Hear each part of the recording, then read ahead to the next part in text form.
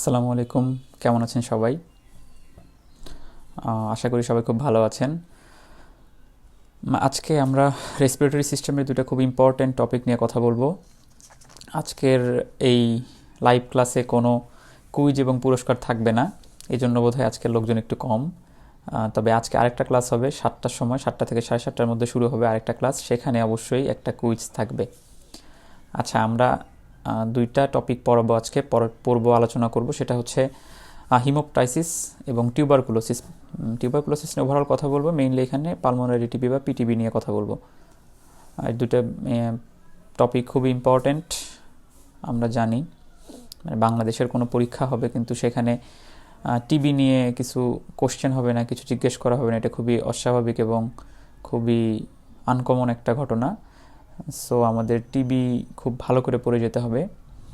আরেকটা জিনিস হচ্ছে আমাদের পরীক্ষার পাশাপাশি প্র্যাকটিক্যাল লাইফে অনেক লাগবে, সেটা হচ্ছে হিমোপটাইসিস। কারণ আমরা জানি যে সাধারণ মানুষ যারা, তারা এমনিতেই কোনো অসুখকে বা সমস্যাকে খুব একটা গুরুত্ব দিতে চায় না, তবে যদি বডি থেকে কোথাও ব্লাড বের হয়, মানে এটা দেখে কিন্তু তারা অনেক ভয় পায়। তখন কিন্তু তারা ডাক্তারের কাছে আসে এবং আমাদের কাছে এসে হেল্প চাই। এই জন্য আমাদের প্র্যাকটিক্যাল লাইফে, চেম্বার লাইফে বা আমাদের হসপিটাল ডিউটিতে বা আমাদের পরীক্ষার সময় তো অবশ্যই ইম্পর্ট্যান্ট। তো হোয়াট ইজ হিমোপটাইসিস? হিমোপটাইসিস জিনিসটা কি আমরা সবাই জানি। কেউ একজন বলেন, আছেন যারা লাইনে আছেন তারা একজন বলেন হিমোপটাইসিস। আমরা ছোটোবেলায় শিখছিলাম, 3rd ইয়ারে মেডিসিন ওয়ার্ডে যখন আমরা প্রথম যাই তখন আমাদের কিছু টার্মিনোলজি পড়ছিলাম। হিমোপটাইসিস, হ্যাঁ, হিমোপটাইসিস মানে কাফিং আউট অফ ব্লাড। আমরা যখন কাশির সাথে যখন যদি কোনো ব্লাড বের হয় আমরা সেটাকে হিমোপটাইসিস বলি।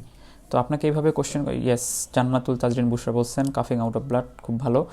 আচ্ছা, তো আপনাকে কোশ্চেন করবে যে হোয়াট ইজ হিমোপটাইসিস, এই টাইপ কোশ্চেন করার সম্ভাবনা কম, কারণ আপনি এখন ছোটো বাচ্চা না, আপনি একজন ডাক্তার হয়ে গিয়েছেন। এখন আপনাকে ট্রিটমেন্ট রিলেটেড কথাবার্তা জিজ্ঞেস করবে। আপনাকে হয়তো এভাবে জিজ্ঞেস করবে, ধরেন একজন 40 বছরের বয়সের একজন মানুষ আপনার কাছে আসছে উপজেলা হেলথ কমপ্লেক্সের ইমার্জেন্সিতে, সে বারবার কাশির সাথে রক্ত যাচ্ছে এরকম একটা কমপ্লেন নিয়ে আসছে।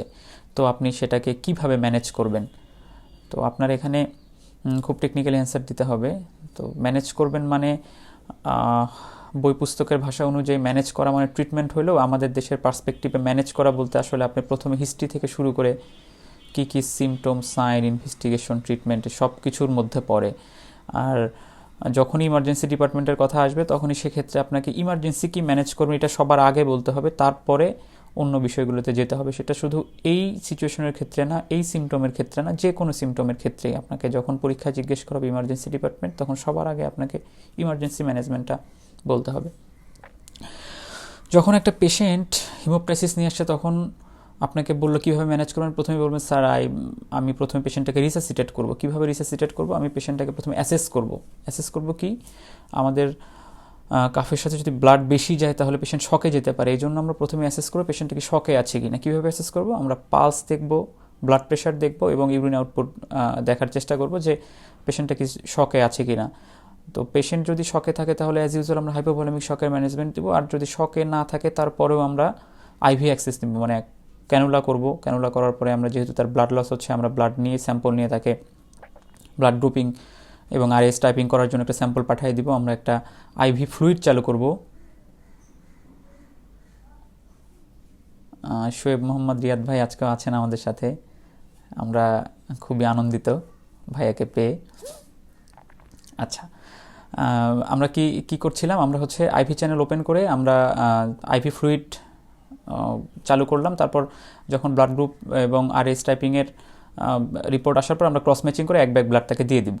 এটা আমরা করলাম হচ্ছে ইমার্জেন্সি ম্যানেজমেন্ট। তো ইমার্জেন্সি ম্যানেজমেন্ট করার পরে স্যার আপনাকে জিজ্ঞেস করবেন যে হিমোপ্টাইসিসের কমন কজগুলো কী কী। আপনারা সবাই জানেন হিমোপ্টাইসিসের কজগুলো কী কী কজ। আমাদের ওয়ার্ডের ক্লাসে আমাদের স্যাররা একটা কথা বলতেন যে হিমোপ্টাইসিসের কজ যদি তোমাকে জিজ্ঞেস করা হয় তখন তুমি দুইটা কজ বলবে, একটা হচ্ছে পালমোনারি টিবি আর হচ্ছে ব্রঙ্কিয়াল কার্সিনোমা। স্যার যদি তারপরে আবার জিজ্ঞেস করে আর, তখন তুমি আবার বলবা যে পালমোনারি টিবি, ব্রঙ্কিয়াল কার্সিনোমা। আবার যদি স্যার জিজ্ঞেস করে আর, পালমোনারি টিবি, ব্রঙ্কিয়াল কার্সিনোমা। মানে তোমার পালমোনারি টিবি এবং ব্রঙ্কিয়াল কার্সিনোমা 3বার করে বলা হয়ে যাওয়ার পর তুমি অন্য কজে যাবা। তার মানে বুঝতেই পারছেন এই দুটা কজ হচ্ছে সবচেয়ে ইম্পর্টেন্ট, সবচেয়ে কমন, আমরা কমনলি পাই এবং স্যাররা সবার আগে এই দুইটা জিনিস শুনতে চায়। তো সবার আগে এই দুইটা জিনিস বলবেন, তারপরে অন্য কজগুলো বলবেন। আরও কমন কজগুলো যেগুলো আছে আপনারা জানেন, সেটা হচ্ছে ব্রঙ্কিয়াইটিস হতে পারে, ব্রঙ্কাইটিস হতে পারে, অথবা অ্যাকিউট লেফট ভেন্ট্রিকুলার ফেলিয়ার হতে পারে।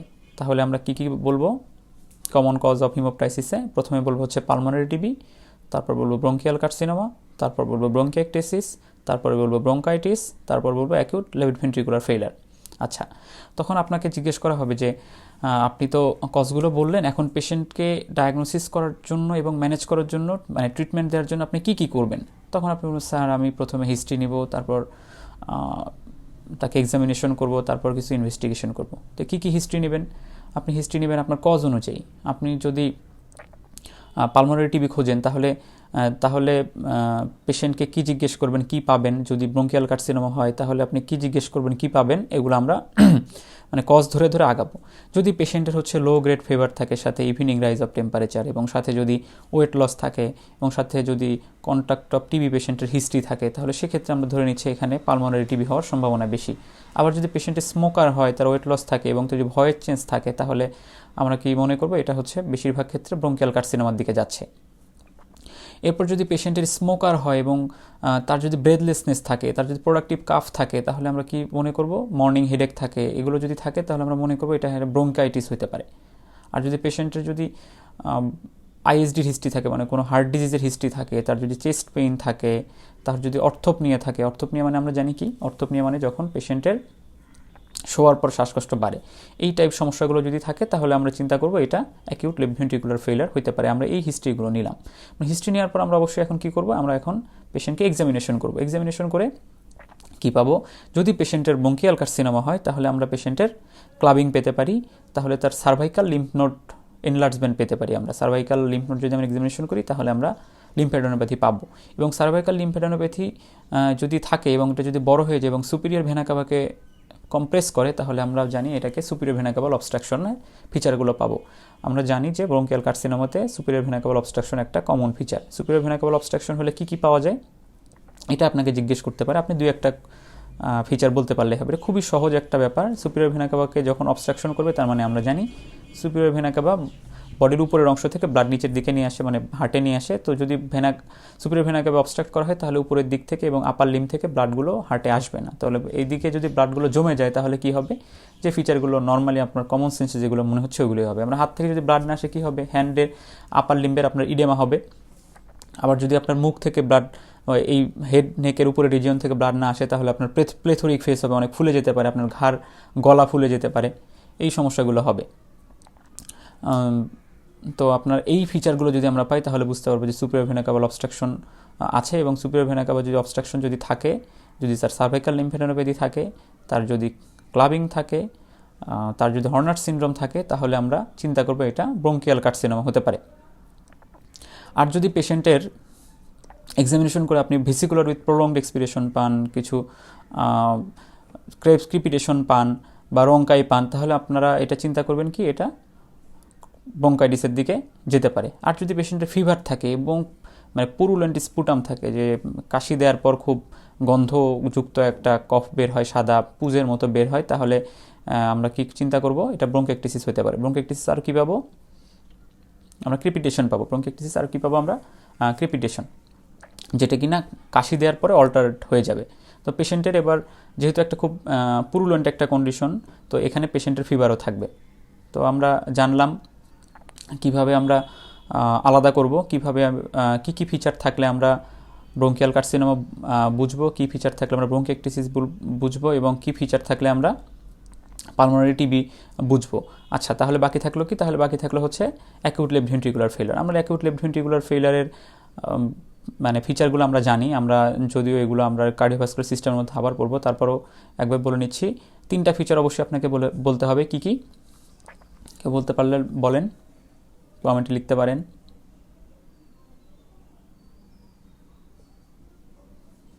একটা বলেন অ্যাটলিস্ট।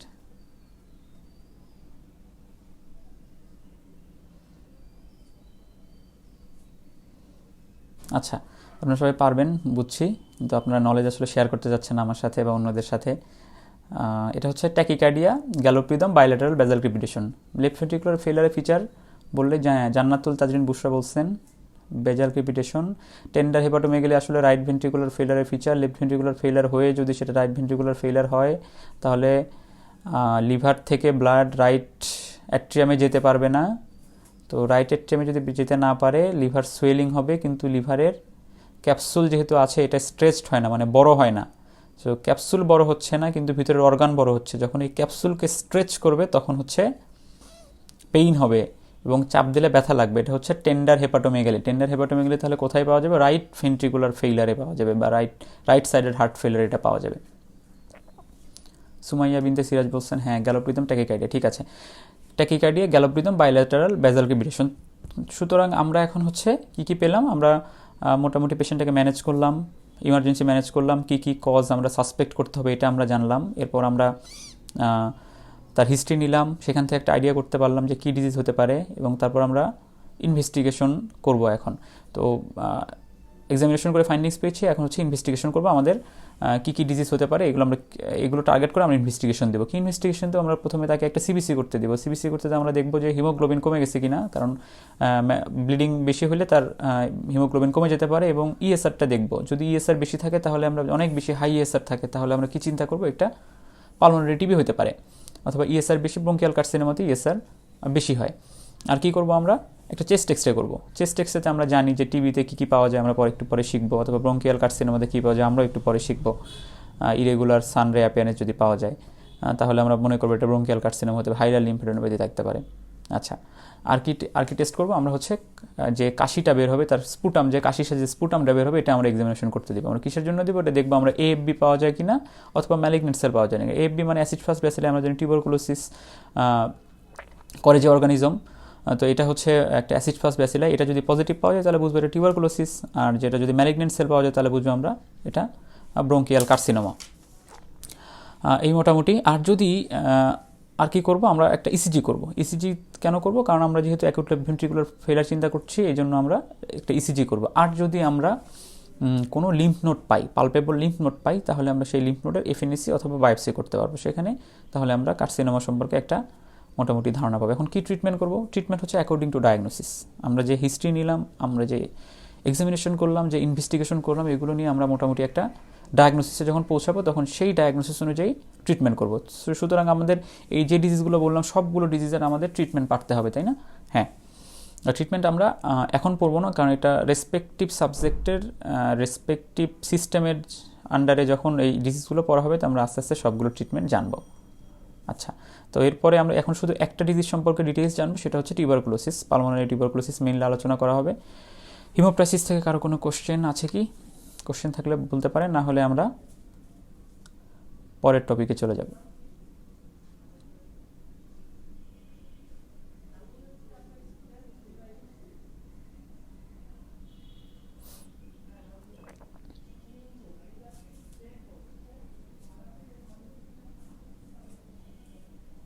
আচ্ছা, কারো কোশ্চেন নেই ধরে নিলাম। আচ্ছা, কারো কোশ্চেন থাকলে আপনি কমেন্ট বক্সে লিখেন, আমরা হচ্ছে পরে অ্যান্সার দেওয়ার চেষ্টা করব। আচ্ছা, আমরা পড়বো এখন টিউবারকুলোসিস। টিউবারকুলোসিসের পজিটিভ অর্গানিজম কি? কোন অর্গানিজম দিয়ে হয়? হ্যাঁ, আপনারা সবাই জানেন মাইকোব্যাকটেরিয়াম টিউবারকুলোসিস। এটা কীভাবে ছড়ায়, কীভাবে স্প্রেড করে? কীভাবে স্প্রেড করে কেউ বলেন?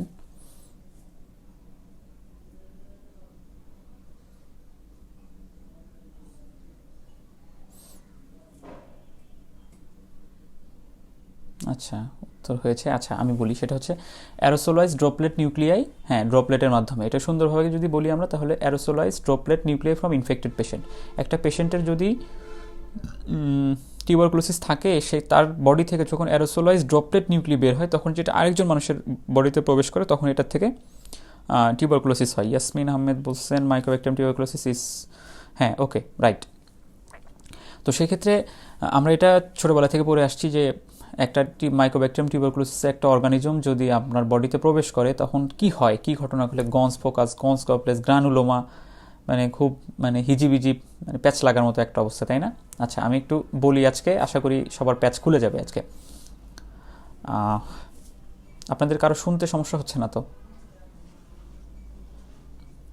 আচ্ছা, যখন একটা অর্গানিজম বডিতে ঢোকে, আপনার বডির যে অংশ দিয়েই ঢুকুক, যেখান দিয়েই ঢুকুক, তো সেখানে বডি চায় এটা প্রথমে এটা আইডেন্টিফাই করে দিস ইজ ফরেন, মানে আমাদের বডির পার্ট নাই এটা, সো এটাকে এলিমিনেট করতে হবে। তবে সেক্ষেত্রে ডাক্তার মেহেদী আলম ভাই বলছেন না, হ্যাঁ ওকে, আচ্ছা তাহলে আমরা কন্টিনিউ করি। যদি একটা অর্গানিজম আমাদের বডিতে ঢোকে তখন হচ্ছে বডি এটা প্রথমে আইডেন্টিফাই করে এটা আমরা বডির জিনিস নাকি ফরেন পার্টিকেল। যদি বডির জিনিস হয় সেটা অ্যাকসেপ্ট করে, আর যদি ফরেন পার্টিকেল হয় তখন সে সেটাকে এলিমিনেট করার চেষ্টা করে।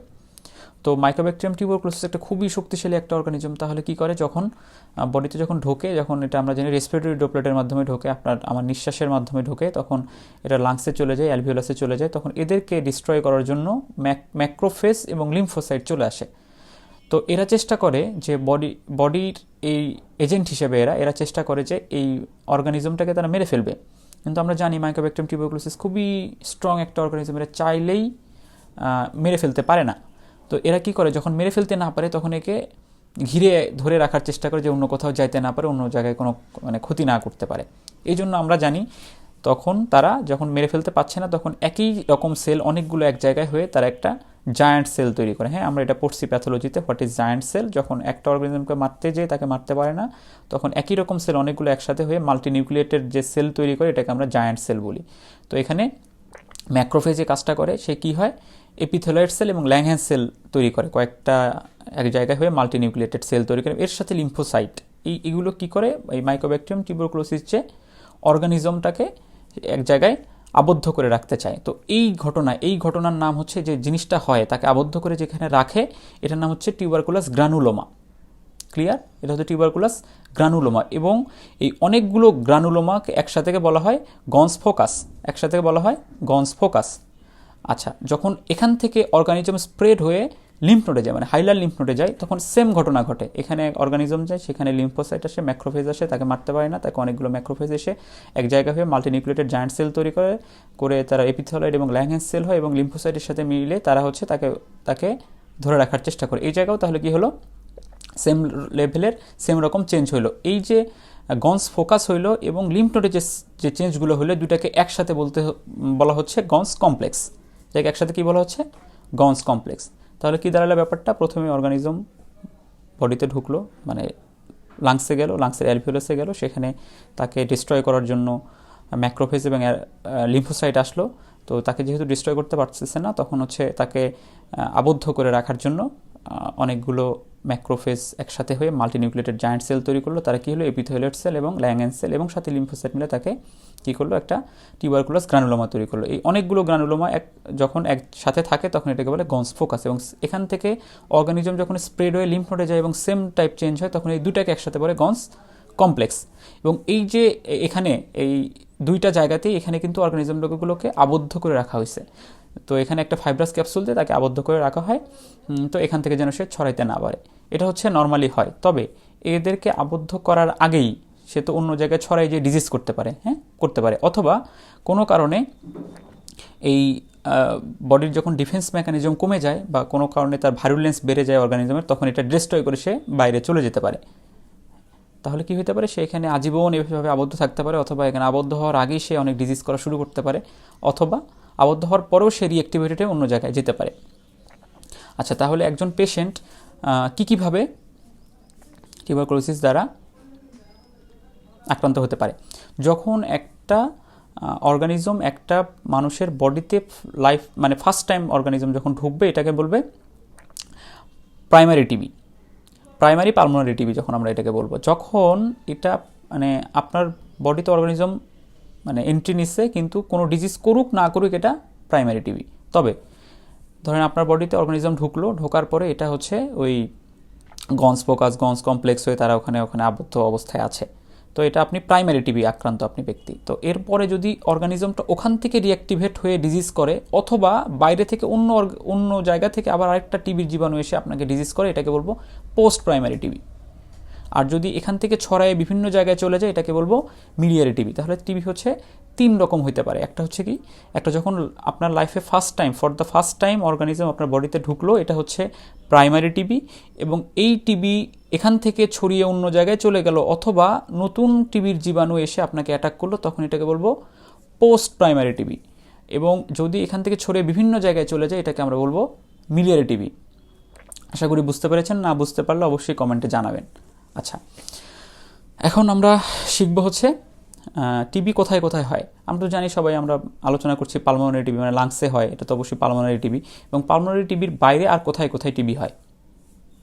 পালমোনারি টিবির বাইরে আমরা জানি লাংসে হলে পালমোনারি টিবি, যদি প্লুরাতে হয় এটাকে বলে প্লুরাল টিবি, আর যদি পেরিকার্ডিয়ামে হয় তাহলে পেরিকার্ডিয়াল টিবি, অথবা পেরিটোনিয়ামে হতে পারে তাহলে পেরিটোনিয়াল টিবি, ইন্টেস্টাইনাল টিবি হতে পারে, তারপর কি হতে পারে, সিএনএসএ হতে পারে, central nervous system, meningeal TB হতে পারে, বোন টিবি হতে পারে। তো আপনাকে যদি বলা হয় যে একটা পেশেন্টের পালমোনারি টিবি আছে, সাথে হচ্ছে পেরিকার্ডিয়াল টিবি আছে, তাহলে এটাকে আপনি কি টিবি বলবেন?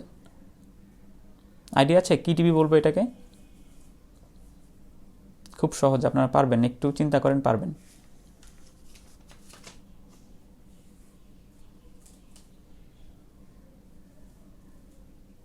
আচ্ছা, 1 মিনিট পর মনে করাই দিবেন, এটা আমরা বলবো আপনার যদি কেউ না বলেন। আচ্ছা, তাহলে পালমোনারি টিবি আমরা ডিটেইলস পড়বো, আমরা বলছিলাম। তো পালমোনারি টিবিতে আমরা কি অর্গানিজম দিয়ে হয়, কিভাবে আসে, এসে কি ঘটে, এবং আর পালমোনারি বাদেও আর কোথায় কোথায় হয়, এগুলো আমরা জানলাম। এখন জানবো আমরা ক্লিনিক্যাল প্রেজেন্টেশন। একটা পালমোনারি টিবির পেশেন্ট কীভাবে প্রেজেন্ট করবে, তার কী কী সিমটম নিয়ে, কী কী সাইন নিয়ে এসে আমাদের কাছে প্রেজেন্ট করতে পারে। ভাইবা বোর্ডে decompensated secondary tuberculosis, thank you, try করার জন্য ধন্যবাদ। আচ্ছা, আর কেউ ট্রাই করবেন কি? Shahadat Hossain is watching. শাহাদাত, একটা অ্যান্সার দাও। আচ্ছা, কি কি সাইন সিমটম প্রেজেন্ট করে? আমরা টিভিতে দেখছি বা এখানে পোস্টারে থাকে 3 সপ্তাহের বেশি এক নাগারে কাশি হলে এটা হচ্ছে কক পরীক্ষা করান, যক্ষা, সেই যক্ষা হলে রক্ষা নাই, কথার ভিত্তি নাই, রিয়াজ এসে বলে, পূর্ণিমা এসে বলে। আমাদের পরীক্ষায় অনেক সময় আমরা এইভাবে বলে ফেলি যে এক নাগারে 3 সপ্তাহের বেশি বা ক্রনিক কাপ মোর দেন 3 উইকস, এইভাবে বলি।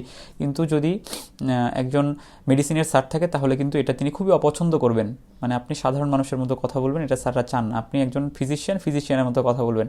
তো যারা চায় হচ্ছে ডেভিডসনে যেভাবে আছে বা ন্যাশনাল গাইডলাইনে যেভাবে আছে এভাবে। হ্যাঁ, সাধারণত অ্যান্সার ঠিক হয়েছে, পালমোনারি টিবি। হ্যাঁ, যদি পালমোনারি টিবি এবং অন্য টিবি একসাথে থাকে তাহলে এটাকে পালমোনারি টিবি বলতে হবে। সাবরিনা সুলতান বলছেন যে আমরা বললাম যে পালমোনারি টিবির সাথে যদি অন্য টিবি থাকে, ধরেন পালমোনারি টিবি এবং তার সাথে মেনিনজিয়াল টিবি আছে, বা পালমোনারি টিবির সাথে পেরিকার্ডিয়াল টিবি আছে, তাহলে ওটাকে কি বলবো? এটা বলবো পালমোনারি টিবি। আচ্ছা, তাহলে কি কি নিয়ে প্রেজেন্ট করতে পারে? প্রেজেন্টেশন হচ্ছে ক্রনিক কাফ হবে, তার সাথে হিমোপ্টাইসিস থাকতে পারে। তাহলে ক্রনিক কাফ সাথে হিমোপ্টাইসিস, অথবা pyrexia of unknown origin. Pyrexia of unknown origin কি? পাইরেক্সিয়া অফ আননোন অরিজিন আমরা ডিটেলস পড়বো, তারপর একটু জেনে রাখি। সেটা হচ্ছে পাইরেক্সিয়া অফ আননোন অরিজিন হলো আপনার জ্বর আসছে, 3 সপ্তাহের বেশি হয়ে গেছে জ্বর, কিন্তু জ্বরের কারণ ডায়াগনোসিস হয় নাই। Fever for 3 weeks without diagnosis. আপনি 3 দিন আউটপেশেন্ট ভিজিট করছেন, মানে চেম্বারে গেছেন, আউটপেশেন্ট মানে আউটডোরে গেছেন, অথবা 3 দিন আপনি ইনডোরে ভর্তি ছিলেন, অথবা ইন্টেন্সিভ ইনভেস্টিগেশন করা হয়েছে 1 সপ্তাহ। এরপরেও যদি 3 সপ্তাহ পার হয়ে যায় আপনার জ্বর, বাট ডায়াগনোসিস হয় নাই, তাহলে এটাকে আমরা বলি pyrexia of unknown origin, PUO, pyrexia of unknown origin. Tuberculosis এটা নিয়ে প্রেজেন্ট করতে পারে। আরেকটা হচ্ছে পারে আনরিজলভ নিউমোনিয়া। আনরিজলভ নিউমোনিয়া কেন? আমরা নিউমোনিয়া চিন্তা করলাম, আমরা আগের ক্লাসে পড়ছি যে নিউমোনিয়ার মোস্ট কমন হচ্ছে স্ট্রেপ্টোকক্কাস নিউমোনিয়া। আমরা এইভাবে ট্রিটমেন্ট দিই, কী দেই, মক্সাক্লাব দেই, ক্লারিথ্রোমাইসিন দেই। তো আমরা দেখলাম যে এগুলো ট্রিটমেন্ট দিয়ে ভালো হচ্ছে না, এটা নিয়ে টিউবারকুলোসিস, কারণ এটা টিউবারকুলোসিস ছিল, সো এটা আনরিজলভড নিউমোনিয়া হিসেবে প্রেজেন্ট করতে পারে। আচ্ছা, এরপরে কি প্রেজেন্ট করতে পারে? সে হচ্ছে এক্সুডেটিভ প্লুরাল ইফিউশন নিয়ে প্রেজেন্ট করতে পারে। আমরা জানি যদি টিবি প্লুরাতে হয় তাহলে এখানে প্লুরাল ইফিউশন হয়, এবং এই ইফিউশনটা কি হয়? Exudative pleural effusion. এছাড়া কিভাবে হতে পারে? এভাবে হচ্ছে জেনারেল ডেবিলিটি, মানে খুব দুর্বলতা, উইকনেস, ওয়েট লস, এটা নিয়ে প্রেজেন্ট করতে পারে, অথবা নিউমোথোরাক্স নিয়ে প্রেজেন্ট করতে পারে। আমরা নিউমোথোরাক্স পড়ার সময় পড়ছিলাম যে নিউমোথোরাক্সের একটা কজ হচ্ছে টিবি, এটা নিউমোথোরাক্স নিয়েও প্রেজেন্ট করতে পারে। আচ্ছা, তাহলে আমরা জানলাম তাহলে কী কী নিয়ে প্রেজেন্ট করতে পারে pulmonary tuberculosis. Chronic cough, sometimes with haemoptysis, pyrexia of unknown origin, unresolved pneumonia, exudative pleural effusion, general debility, weight loss, and pneumothorax, tension pneumothorax হিসেবে এটা প্রেজেন্ট করতে পারে। আচ্ছা, তো পেশেন্ট আমাদের কাছে এই সিমটমগুলো যদি নিয়ে আসে তাহলে আমরা ধারণা করব এটা হচ্ছে আমাদের টিউবারকুলোসিস হতে পারে, পালমোনারি টিউবারকুলোসিস হতে পারে। তাহলে আমরা কি ইনভেস্টিগেশন করতে দিব? তাহলে আমরা কিছু ইনভেস্টিগেশন করব। কি করব? ইনভেস্টিগেশন করব হচ্ছে প্রথমে সিবিসি করব। সিবিসিতে কি পাবো আমরা? কি ফাইন্ডিংস আশা করছি? কি আশা করছি আমরা? আমরা জানি টিবিতে ইএসআর কত হয়? কম হয় না বেশি হয়? ইএসআর হচ্ছে হাই ইএসআর হয়, এবং এখানে আমরা সিবিসিতে লিম্ফোসাইটোসিস পাইতে পারি। এরপর আমরা কি ইনভেস্টিগেশন করব? যেহেতু পালমোনারি টিবি, অবশ্যই সেখানে একটা কি করতে হবে? চেস্ট এক্সরে করতে হবে। হ্যাঁ, চেস্ট এক্সরেতে টিবিতে অনেক কিছু পাওয়া যায়। হ্যাঁ, আমরা শুধু মনে রাখি কি, ইয়াসমিন আহমেদ বলছেন হাই। হ্যাঁ, উনি ইএসআর অ্যান্সার দিয়েছেন, অ্যান্সার সঠিক। হ্যাঁ, sky rise of ESR Sumaiya বিনতে সিরাজ। হ্যাঁ, রাইট, অনেক বেশি পাওয়া যায়। আচ্ছা, চেস্ট এক্সরেতে আমরা কী পাবো? চেস্ট এক্সরেতে আমরা প্রথমে পেতে পারি প্যাচি অপসিটি। এটা মোস্ট কমনলি পাওয়া যায়, হচ্ছে প্যাচি অপসিটি। এর বাইরে আবার কী পাওয়া যেতে পারে? কনসোলিডেশন পাওয়া যেতে পারে, অথবা যদি এখানে পাস ফর্মেশন হয়ে যায় তাহলে এটা ক্যাভিটি রিলেশন পাওয়া যেতে পারে, অথবা এখানে কি পাওয়া যেতে পারে? এখানে কলাপস হতে পারে, অথবা এখানে রিজলভ হয়ে একেবারে ফাইব্রোসিস হয়ে যেতে পারে, ফাইব্রোসিস পেতে পারি আমরা। আর কি পাওয়া যেতে পারে? এখানে আমরা মিলিয়ারি টিবি পেতে পারি। একটা জায়গায় লোকালাইজ না থেকে অনেক জায়গায় পুরো লাং জুড়ে ছড়ায় গেছে, থোকা হয়ে অনেক জায়গায় ছড়ায় গেছে, এটা কি বলবো আমরা? Miliary TB. আচ্ছা, এরপরে আর কি পেতে পারি আমরা? এক্সুডেটিভ প্লুরাল ইফিউশন হিসেবে পেতে পারি আমরা। লাংসে তো আমরা এক্সুডেটিভ বুঝবো না, আমরা প্লুরাল ইফিউশন হিসেবে এটা পেতে পারি। আচ্ছা, তো তাহলে আমরা সিবিসি করলাম, লিম্ফোসাইটোসিস পেলাম, হাই এসআর পেলাম, আমরা চেস্ট এক্সরে করলাম। চেস্ট এক্সরেতে আমরা কি পেলাম? প্যাচি অপাসিটি পেলাম, অথবা কনসোলিডেশন পেলাম, অথবা ক্যাভিটি রিলেশন পেলাম, অথবা কলাপস পেলাম, অথবা ফাইব্রোসিস পেলাম, অথবা প্লুরাল ইফিউশন পেলাম। আর কি ইনভেস্টিগেশন করব? আমরা হচ্ছে কাফ পরীক্ষা করতে দেবো। কাফ কি পরীক্ষা করবো? আমরা মাইক্রোস্কোপি করতে পারি, অ্যাসিড ফাস্ট ব্যাসিলাই আমরা হিসেবে এখানে পেতে পারি। আর আমরা কি করতে পারি? জিন এক্সপার্ট করতে পারি। আমরা জিন এক্সপার্ট কেন করব? এটা হচ্ছে ভাইরাল, মানে ব্যাসিলের লোড যদি অনেক কম থাকে তারপরেও আমরা এটাকে পজিটিভ পাবো, এবং সাথে আমরা অন্য অ্যান্টিবায়োটিকগুলোর হচ্ছে সেন্সিটিভিটিটা বুঝতে পারবো। তাহলে জিন এক্সপার্ট করতে পারবো, সাথে হচ্ছে আর কি করতে পারবো? এমটি টেস্ট করতে পারবো আমরা। তো এই টেস্টগুলো আমরা করার পরে যদি ডায়াগনোসিস হয় তাহলে আমরা সেটাকে এখন কী করবো? পেশেন্টটাকে ডায়াগনোসিস করলে এখন কী করবো? ট্রিটমেন্ট দিব। ট্রিটমেন্ট হিসেবে কী দিব? আমরা জানি অ্যান্টিটিবি ড্রাগ দিব। অ্যান্টিটিবি ড্রাগ কীভাবে দেয় আপনারা সবাই জানেন। আপনারা ইন্টার্নশিপ যারা করছেন বা করেছেন তারা প্রচুর টিবি ড্রাগ লিখেছেন, মানে প্রচুর ডিসচার্জে অ্যান্টিটিবি ড্রাগ লিখেছেন। আমরা জানি যে ক্যাটাগরি 1-এর ক্ষেত্রে আমরা কী দিব? ক্যাটাগরি 1-এর ক্ষেত্রে আমরা দিব হচ্ছে 4 FDC দিব কয় মাস? 2 মাস, এবং 2 FDC দিব 4 মাস। তাহলে কী ড্রাগ দেয় আমরা? Isoniazid, rifampicin, pyrazinamide, ethambutol, streptomycin. এই 5টা ড্রাগ সম্পর্কে আপনার একটু ডিটেইলস জানতে হবে। ডিটেইলস কি? ডিটেইলস মানে স্যারা শুধুমাত্র জানতে চায় যে আপনার সাইড ইফেক্ট, মেইন সাইড ইফেক্টগুলো কী কী। এটা আপনাকে যদি টিবি থেকে কোনো কোশ্চেন ধরে তো খুব সম্ভাবনা আছে, আপনার 100% বা 99% সম্ভাবনা আছে যে আপনার এখান থেকে সাইড ইফেক্টগুলো সম্পর্কে আপনাকে কোশ্চেন জিজ্ঞেস করা হবে। তো কী সাইড ইফেক্ট হয় আমরা জানি। আইসোনিয়াজিডের সাইড ইফেক্ট কী? আইসোনিয়াজিডের সাইড ইফেক্ট হচ্ছে পেরিফেরাল নিউরোপ্যাথি। তো পেরিফেরাল নিউরোপ্যাথি যেন না হয় এই জন্য আমরা কী দিই? এই যে আমরা ভিটামিন বি দিই, B1 to 6, 1, 6, 12, যে 6 ভিট নামে পাওয়া যায়, 6 ভিট দিই আমরা। তো এগুলো এই জন্য আমরা কী দিই? যেহেতু আইসোনিয়াজিড আমাদের কী করে? পেরিফেরাল নিউরোপ্যাথি করে, এই জন্য আমরা তার সাথে ভিটামিন বির একটা সাপোর্ট দিই। আচ্ছা, রিফাম্পিসিন কী করে? আমরা জানি, একজন বলেন রিফাম্পিসিন কী করে? রিফাম্পিসিন করে হচ্ছে ফিব্রাইল রিয়াকশন অথবা হেপাটাইটিস করে। ফিব্রাইল রিয়াকশন অথবা হেপাটাইটিস। আচ্ছা, পাইরিজিনামাইড কী করে? পাইরিজিনামাইড করে হচ্ছে হাইপার ইউরিসেমিয়া বা গাউট। পাইরিজিনামাইড কী করে? হাইপার ইউরিসেমিয়া বা গাউট। ইয়াসমিন আহমেদ অ্যান্সার দিয়েছেন ভিটামিন বি সাপ্লিমেন্ট। ওকে, রাইট। সাবরিনা সুলতান হেপাটাইটিস। সুমাইয়া বিনতে সিরাজ, হ্যাঁ হেপাটাইটিস, ঠিক আছে। আচ্ছা, পাইরিজিনামাইড কী করে আমাদের? পাইরিজিনামাইড হাইপার ইউরিসেমিয়া বা গাউট। ইথামবিউটল কী করে? ইথামবিউটল করে হচ্ছে রিট্রোবালবার নিউরাইটিস। আর স্টেপটোমাইসিন কী করে? স্টেপটোমাইসিন করে হচ্ছে 8 নার্ভ ড্যামেজ। আচ্ছা, এখানে একটা বিষয় বলে রাখি, এখানে হচ্ছে প্রত্যেকটা ড্রাগের 4টা-5টা করে সাইড ইফেক্ট আছে। আমি যেগুলো বললাম একটা করে, এগুলো হচ্ছে মোস্ট কমন, মোস্ট ইম্পর্টেন্ট, এবং এটা অবশ্যই আপনাকে জানতে হবে। হ্যাঁ, মেহেদি হাসান রনি বলছেন পাইরিডক্সিন। ইয়েস, হ্যাঁ পাইরিডক্সিন। পাইরিডক্সিন হচ্ছে মোস্ট স্পেসিফিক অ্যান্সার, এটা বলতে পারলে স্যাররা সবচেয়ে বেশি খুশি হবেন। আচ্ছা, রাশিদা বেগম অ্যান্সার দিয়েছেন গাউট। হ্যাঁ, তো আমরা মোটামুটি একটা করে সাইড ইফেক্ট এটা বলতেই হবে, এরপরে যদি আপনি একটা দুইটা সাইড ইফেক্ট বলতে পারেন ইটস ওকে, না বলতে পারলে কোনো প্রবলেম নাই। আচ্ছা, এখন আমরা জানবো হচ্ছে খুব ভালো পেশেন্টের আপনারা হিস্ট্রি নিলেন, ইনভেস্টিগেশন করলেন, ট্রিটমেন্ট দিলেন, পেশেন্ট ভালো হয়ে গেল, কিন্তু সব পেশেন্টের এক্ষেত্রে এত সুন্দরভাবে ভালো হয় না। তাদের ক্ষেত্রে কি হয়, কিছু ড্রাগ রেজিস্ট্যান্ট ডেভেলপ করে। ড্রাগ রেজিস্ট্যান্ট জিনিসটা কি? ড্রাগ রেজিস্ট্যান্ট হচ্ছে ড্রাগের এগেনস্টে রেজিস্ট্যান্স তৈরি হয়, মানে ড্রাগটা কাজ করতে পারে না। টিবির ক্ষেত্রে আমাদের কয়েকটা টার্ম খুব ইম্পর্টেন্ট, মানে যে কোনো একটা ড্রাগে যদি রেজিস্ট্যান্ট হয়ে যায় অর্গানিজমটা, তাহলে এটাকে বলবো ড্রাগ রেজিস্ট্যান্ট। যে কোনো একটি ড্রাগ, এটা যে কোনো ড্রাগ হতে পারে, অ্যান্টিটিবির যে কোনো drug, first line second line যে কোনো ড্রাগে যদি হয়, এটাকে বলবো আমরা ড্রাগ রেজিস্ট্যান্ট টিবি। যদি এটা আইসোনিয়াজিড এবং রিফাম্পিসিনে হয়, তাহলে এটাকে বলবো multi drug resistant TB. Isoniazid এবং রিফাম্পিসিনে যদি হয়, এটাকে বলবো আমরা মাল্টি ড্রাগ রেজিস্ট্যান্ট টিবি। আর যদি আইসোনিয়াজিড, রিফাম্পিসিন সাথে একটা ফ্লুরোকুইনোলোন এবং সাথে একটা second line injectable drug, isoniazid, rifampicin, একটা ফ্লুরোকুইনোলোন এবং সাথে একটা সেকেন্ড লাইন অ্যান্টিটিউবারকুলার ইনজেক্টেবল ড্রাগে যদি রেজিস্ট্যান্ট হয়, তাহলে এটাকে বলবো আমরা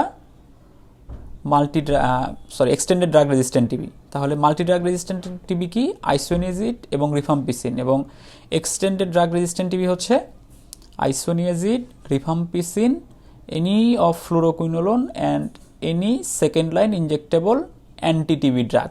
এই ড্রাগগুলোকে যদি রেজিস্ট্যান্ট হয়ে যায়, তাহলে আমরা এটাকে বলবো এক্সটেন্ডেড ড্রাগ রেজিস্ট্যান্ট টিবি। আচ্ছা, এখন এগুলো আপনি পারলেন, মোটামুটি আপনি খুব ভালো পারছেন, আপনাকে একটা ভালো মার্ক দেওয়া হবে। এই জন্য স্যার আপনাকে আরেকটু কোশ্চেন করবে, একটু খাটাবে।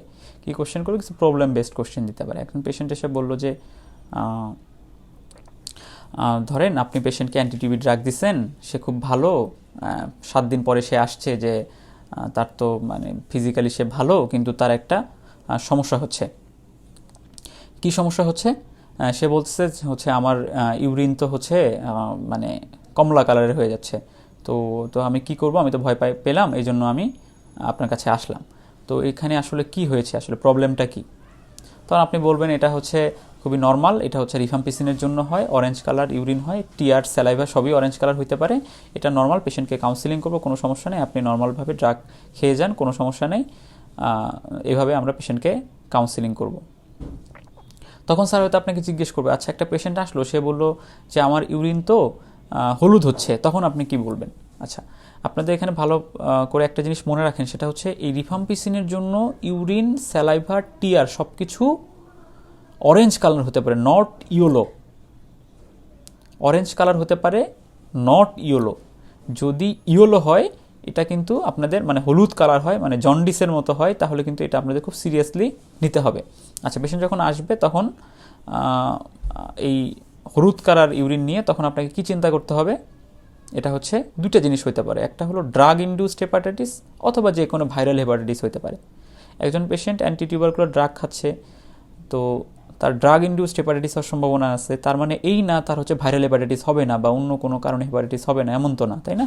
এই জন্য আমাদের যে ছুটির কাগজ দেয়, ছুটির কাগজে এখানে অবশ্যই লিখে দেওয়া উচিত, যদি আপনার প্রস্রাব বা স্যালাইভা বা আপনার চোখের পানি, লালা এগুলো যদি কমলা কালারের হয়, ভয়ের কিছু নেই, আপনি স্বাভাবিক নিয়মে ওষুধ চালিয়ে যাবেন। এবং যদি কোনো কারণে আপনার হাত, পা, তালু, চোখের সাদা অংশ যদি হলুদ হয়ে যায় অথবা প্রস্রাব হলুদ হয়, তাহলে অবশ্যই ওষুধ বন্ধ করে নিকটস্থ স্বাস্থ্যকেন্দ্রে যোগাযোগ করবেন। আচ্ছা, তো আপনার কাছে আসলো যে আমার ইউরিন হলুদ হচ্ছে, আমার চোখটা একটু হলুদ হলুদ মনে হচ্ছে, হাত পা একটু হলুদ মনে হচ্ছে, তখন আপনি কী করবেন? আপনি স্টপ দ্য ড্রাগ। প্রথম কাজ হচ্ছে স্টপ দ্য ড্রাগ। ড্রাগ বন্ধ করার পরে আপনি ইনভেস্টিগেশন করবেন। কি ইনভেস্টিগেশন করবেন? আপনি দেখবেন হচ্ছে লিভার ফাংশনটা তার ঠিক আছে কি না। তো লিভার ফাংশন টেস্ট করবো, আর দেখবো সেটা হচ্ছে এটা কি ড্রাগ ইনডিউস নাকি ভাইরাল হেপাটাইটিস। ড্রাগ ইনডিউসটা তো আসলে আপনার হচ্ছে ইনভেস্টিগেশন করে বোঝা যাবে না, আমরা হচ্ছে ভাইরাল যে টেস্টগুলো ওগুলো করবো, যেন ভাইরাল হেপাটাইটিস কিনা এটা এক্সক্লুড করবো। তাহলে কী করবো? লিভার ফাংশন টেস্ট করবো, যে লিভার ফেইলার হচ্ছে কিনা বা লিভারকে কোনো সাপোর্ট দিতে হবে কিনা। এই জন্য আমরা কী করবো? সিরাম বিলিরুবিন করবো, এইচজিবিটি করবো, প্রথ্রম্বিন টাইম করবো। এই 3টা টেস্ট করে আমরা লিভার ফাংশন টেস্ট করলাম, এবং এটা ভাইরাল হেপাটাইটিস কিনা এটা দেখার জন্য আমরা ভাইরাল যে serology anti HAV, anti HEV, এইচবিএসসিজি, অ্যান্টি এইচসিভি এগুলো করব। আমরা ভাইরাল হেপাটাইটিস চ্যাপ্টারে যখন পড়বো তখন হচ্ছে এটা আমরা ডিটেইলস জানবো কীভাবে কী করব এবং কী ইন্টারপ্রিটেশন করব। তাহলে আমরা এটা কী বুঝবো, একটা চেষ্টা করবো যে লিভার ফাংশনের স্ট্যাটাসটা কেমন আর এটা ভাইরাল হেপাটাইটিস কিনা। আর তো আমরা ওষুধ প্রথমে বন্ধ করে রাখছি। এখন আমরা ফার্দার কী করব, ফার্দার হচ্ছে আমরা যখন জন্ডিস ভালো হয়ে যাবে তখন আমরা কী করব, আবার লিভার ফাংশন টেস্ট করব। কি করব, লিভার ফাংশন টেস্ট করব। যদি লিভার ফাংশন টেস্ট করব তাহলে যদি লিভার ফাংশন টেস্ট নর্মাল থাকে তাহলে আমরা অ্যান্টিটিউবারকুলার ড্রাগ আবার শুরু করতে পারবো। তাহলে কি করব, যখন জন্ডিস ভালো হয়ে যাবে এবং অন্যান্য সিমটম জন্ডিস রিলেটেড যে সিমটমগুলো থাকে এগুলো যদি ভালো হয়ে যায় তারপরে আমরা লিভার ফাংশন টেস্ট করব। লিভার ফাংশন টেস্ট যদি নর্মাল থাকে তাহলে হচ্ছে আমরা আবার অ্যান্টিটিবি ড্রাগ শুরু করতে পারবো। তো আপনি তো কাজ করবেন গ্রামে একটা সাব সেন্টারে অথবা উপজেলা লেভেলে, তো এইরকম হতে পারে যে আপনার হচ্ছে লিভার ফাংশন টেস্ট করার কোনো উপায় নাই, মানে এখানে কোনো ল্যাব নাই যে লিভার ফাংশন টেস্ট করতে পারবেন, অথবা ল্যাব আছে পেশেন্টের সামর্থ্য নাই, অথবা এরকম হতে পারে যে আপনার এখানে নাই যেখানে যে করতে পারবে পেশেন্ট যেতে অসমর্থ বা যেতে চাচ্ছে না। সেক্ষেত্রে আপনি কী করবেন, এরকম একটা কোশ্চেন করতে পারে। তাহলে বলবেন যে জন্ডিস ভালো হয়ে যাওয়ার 2 সপ্তাহ পর থেকে আমি আবার ড্রাগগুলো চালু করব। তবে এরকম ঘটনা খুবই রেয়ার। এখন উপজেলা হেলথ কমপ্লেক্সে অনেক ডায়াগনস্টিক সেন্টার, ইভেন আপনাদের উপজেলা হেলথ কমপ্লেক্সে এখানে এই লিভার ফাংশন টেস্ট যেগুলো বললাম প্রথম টাইম বাদ দিয়ে 2টা টেস্ট হয় এবং প্রত্যেকটা উপজেলা হেলথ কমপ্লেক্সেই আশা করি হয়। এগুলো আপনাকে সমস্যা ফেস করতে হবে না। আচ্ছা, তাহলে আপনার কী করলাম, তাহলে পেশেন্টের একটা অ্যান্টিটিবি ড্রাগ নিয়ে একটা পেশেন্টের যদি জন্ডিস ডেভেলপ করে সেই পেশেন্টটাকে কীভাবে ম্যানেজ করবো আমরা এটা জানলাম। এখন একটা পেশেন্ট আসলো যে বলতেছে যে আমি টিবি হয়েছিল আমার, এখন ডাক্তার আমাকে অ্যান্টিটিবি ড্রাগ দিচ্ছে, সেগুলো খাওয়ার পরে আমি কানে শুনতেছি না। তাহলে প্রবলেমটা কোথায় প্রবলেম, তাহলে আপনি একজন বলেন কোন ড্রাগের কারণে হচ্ছে এটা?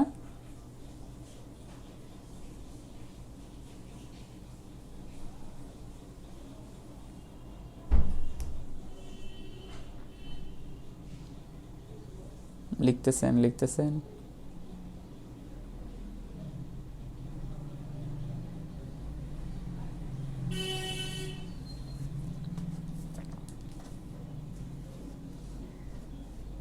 স্ট্রেপ্টোমাইসিন। সুমাইয়া বিনতে সিরাজ অ্যান্সার দিয়েছেন স্ট্রেপ্টোমাইসিন। হ্যাঁ রাইট, স্ট্রেপ্টোমাইসিনের জন্য এটা হচ্ছে।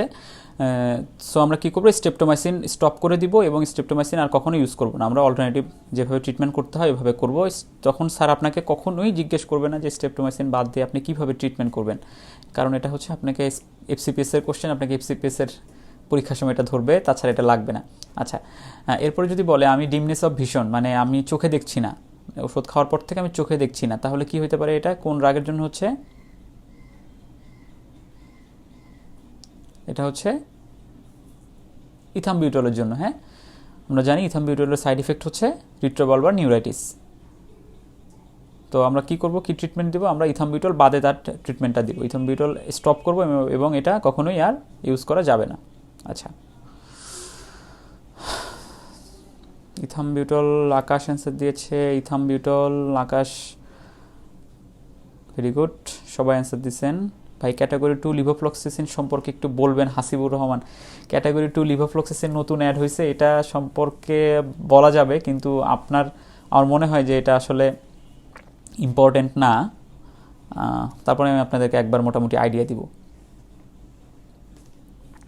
আচ্ছা, তো আমরা মোটামুটি একটা টিবি অর্গানিজমকে কীভাবে ছড়ায়, একটা বডিতে গেলে কি হয়, কীভাবে ইনফেকশন হয়, পালমোনারি টিবি কীভাবে প্রেজেন্ট করে, কি ইনভেস্টিগেশন করার পরে কী ফাইন্ডিংস পাওয়া যায়, কি ট্রিটমেন্ট দিব, ট্রিটমেন্ট থেকে যে কমপ্লিকেশন বা প্রবলেমগুলো অ্যারাইজ করলে আমরা কীভাবে ম্যানেজ করবো, এটা মোটামুটি জানলাম। তবে এখান থেকে একটা জিনিস একটু জানতে হবে, সেটা হচ্ছে এমটি টেস্ট, মন্টো টেস্ট। এই বিষয়টা খুব বেশি স্পেসিফিক কিছু না, তারপরেও স্যারদের কনভেনশনাল একটা পছন্দের একটা জিনিস, এটা সম্পর্কে একটু আমরা জানবো।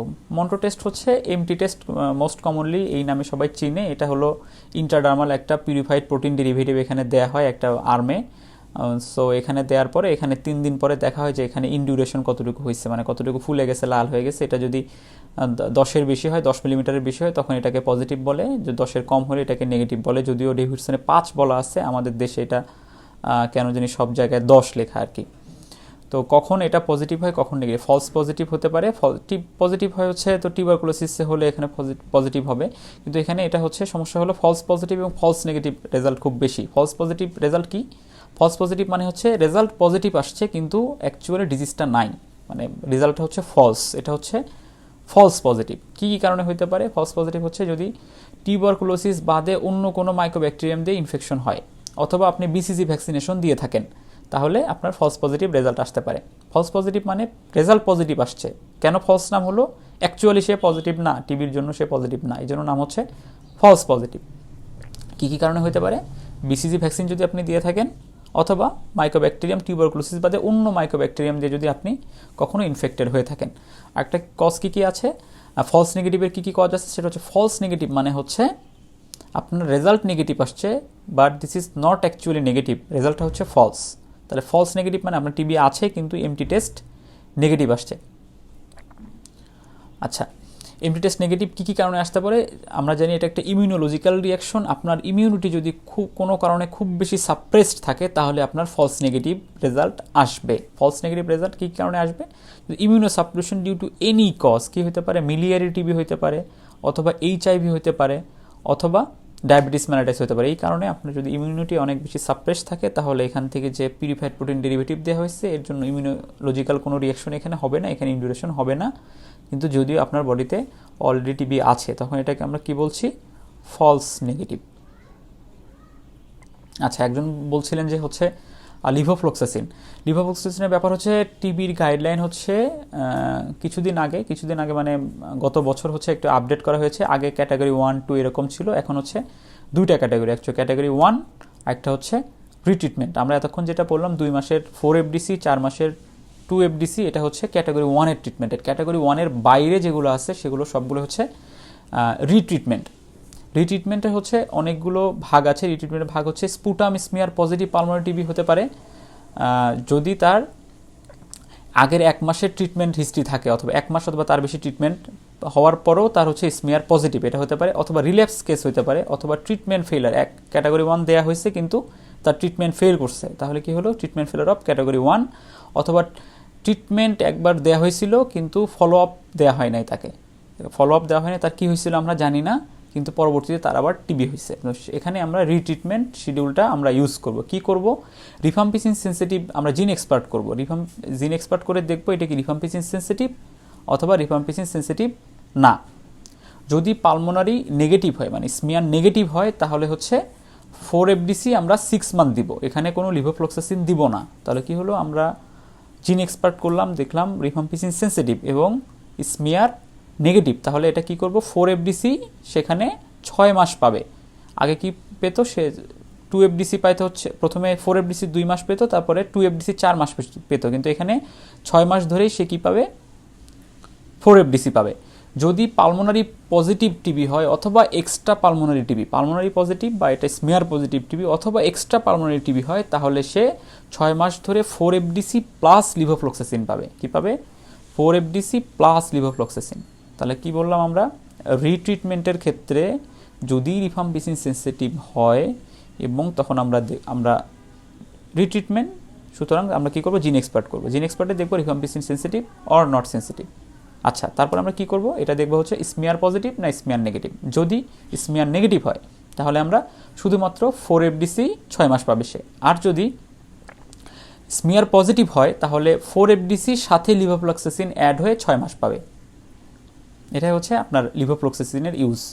আমরা আশা করি যে স্যাররা এটা ধরবে না, যদি না আপনি মেডিসিনের মানুষ হন বা মেডিসিনের মানে খুব সিনিয়র মানুষ না হন। ইউজুয়ালি এই টাইপ কোশ্চেনগুলো স্যাররা ধরে না, যদি পারেন তাহলে অনেক একটা পজিটিভ ইমপ্রেশন হবে। তবে আমরা রিকমেন্ড করি যে আপনি কমন জিনিসগুলো খুব ভালো মতো পারেন, কারণ একটা বিষয়ের অনেক ভালো জানলাম আর একটা বিষয় যদি একটু কম জানি তাহলে দেখা যাবে যে আমরা ওই ভালো জিনিস বা অনেক অ্যাডভান্স জিনিস পর্যন্ত সারা কোশ্চেনে যাচ্ছেই না। আজকে তাহলে এই পর্যন্তই, আজকের এই ক্লাসটা এই পর্যন্তই। অ্যাকচুয়ালি আমরা চেষ্টা করব 7টার দিকে আরেকটা ক্লাস নেওয়ার জন্য, কার্ডিওভাস্কুলার সিস্টেমের ইন্ট্রোডাকশন এবং মায়োকার্ডিয়াল ইনফেকশন, এই ক্লাসটা নেয়ার আমরা চেষ্টা করব। আমাদের গ্রুপে জানিয়ে দেওয়া হবে। আর আপনাদের কোশ্চেন থাকলে কমেন্ট বক্সে কোশ্চেন করুন, আমরা অ্যান্সার দিয়ে দিব ইনশাল্লাহ। ধন্যবাদ সবাইকে।